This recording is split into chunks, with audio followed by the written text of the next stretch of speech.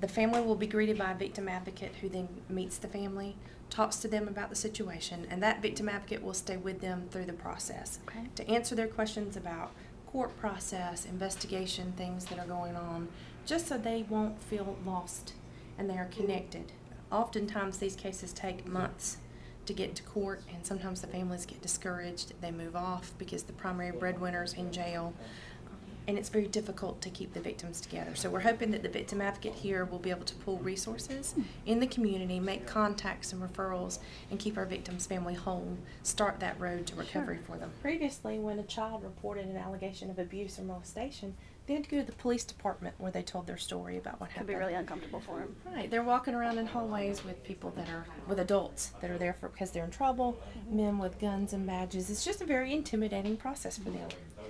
Here, they are surrounded by toys and a child-friendly environment. The purpose of this room is for a forensic interviewer who's trained to ask non-leading questions, can get the child to relate to them, and then describe to them in detail what's happened.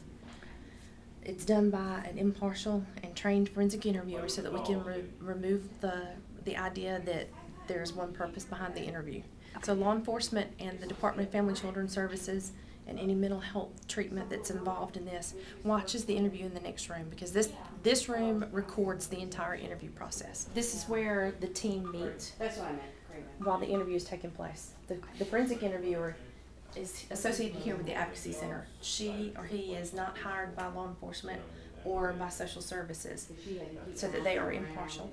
While they're conducting the interview, anybody related to the investigation can sit in here and watch the interview live on a screen, although we are recording it for later use in court.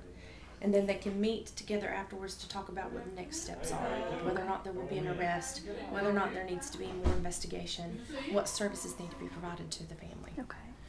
And if the interview discloses a type of injury that requires medical treatment or medical examination, we are now equipped to begin doing the sexual assault exams here on site. And it is a sexual assault exam room. Okay. This has been graciously provided to us through the community-wide fundraising efforts, where we raised $60,000 with our famous red high heel walk, and generous donations from some of our private individuals. We took great lengths to make it child-friendly.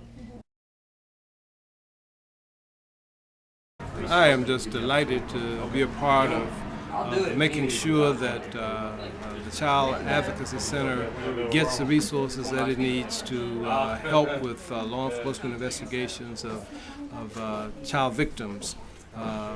This is a center which will ease the pain for child victims. It will make them feel much more comfortable in an environment that is child-friendly.